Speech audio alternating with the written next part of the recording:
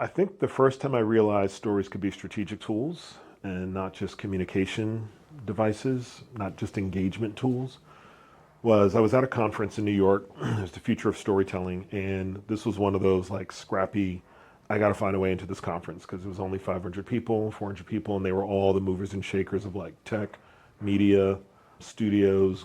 Google's there, Disney's there, and everybody's like thinking about where does storytelling go.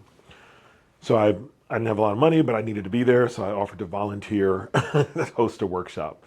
And then I convinced them that volunteers should have their airfare and one night of hotel paid for. So managed to get from Richmond back to New York at a fairly cost affordable way.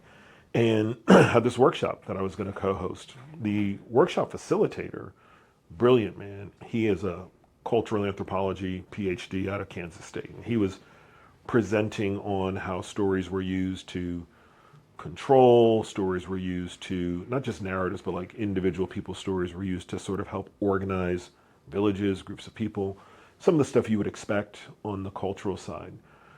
But then there was a person in the room, and it was a small group, only 20, and she raised her hand and said she was the senior director of consumer insights. And she said, we do a lot of storytelling work, but I'm really, really curious if anybody's been doing like more primary research with storytelling. Now, we hadn't built that yet. In fact, we had barely started talking about storytelling as insights. It took me a minute to really acknowledge storytelling as a brand builder and driver.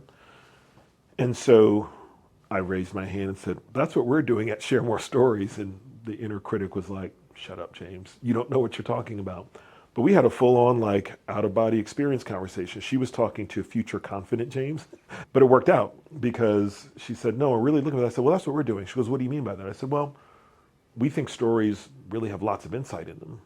And she was like, really? I was like, like the expression, the moral of the story. I've been using that ever since, but that was the first time I said it.